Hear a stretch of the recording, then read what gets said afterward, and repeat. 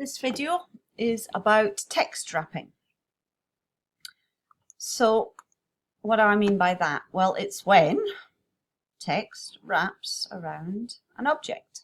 So the object can be anything. It could be a drawing, it could be a photographic image, it could be part of a photographic image. So you can see there's various sort of ways, as I scroll down, there's various possibilities for a text wrap to appear. So we're going to look at how to generate some of them. And in order to do it, you need a bunch of text. Luckily, InDesign gives you the opportunity to create what is called placeholder text. So I'm going to take the text tool, I'm going to draw a large box. I'm just going to fill it full of type. So right down the bottom, fill with placeholder text. It's Latin, and I think it's taken from text. They did it about 500 years ago, and it's stuck. It just means as you can design before you actually have the text, and you can even fix the amount of words. You can fix the design of the text and so on. We're just using it to help us look at text wrap. So what I'm going to do is bring in some images to work with. So I'm going to draw a text box first of all, and then I'm going to file, place,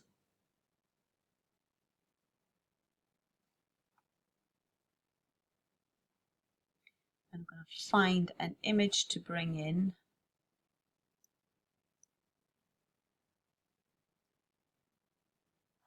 Okay, so let's bring in the snake.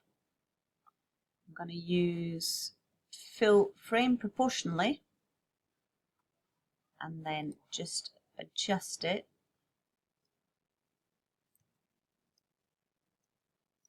So I want to see the head of my snake.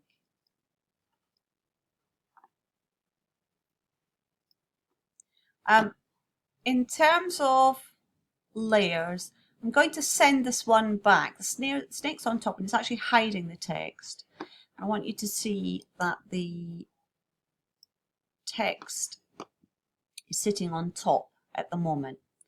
And while I've got the image selected, I get options for text wrapping. Now in this position, you can see this one's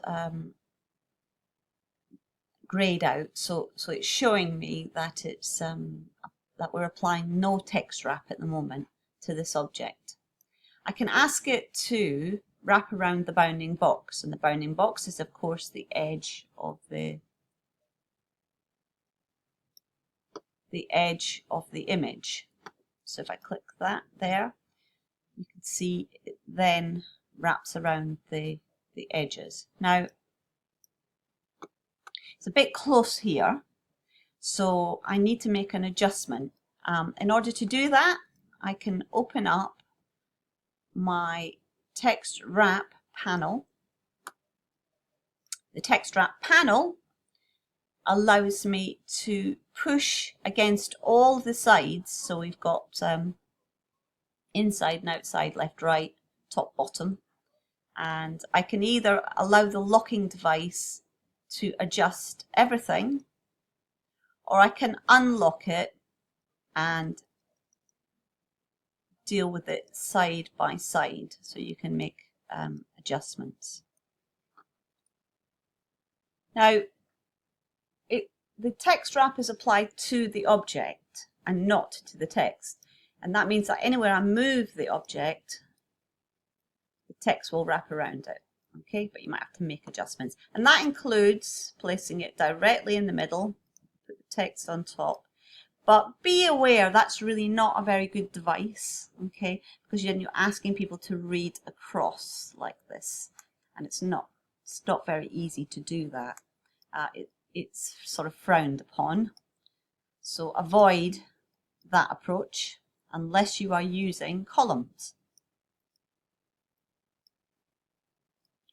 Okay, so I'm just going to move this one out of the way for the moment. I'm going to bring in another image.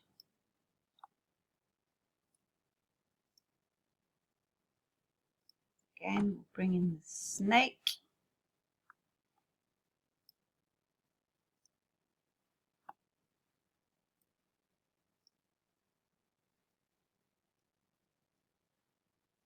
And this time, I'm going to jump to this one over here. What that one allows me to do is to ask the text to jump either side.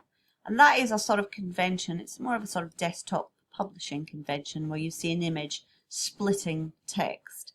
It's not so used in magazine publishing or leaflet and so on. More in essays and general desktop publishing. So the final one is wrap around the object shape. Now if I click that, it finds what it thinks is the object shape, okay, which again, it matches the frame at this moment in time. However, if I had brought in, let's say, an ellipse image, so if I bring in the old snake, then you can see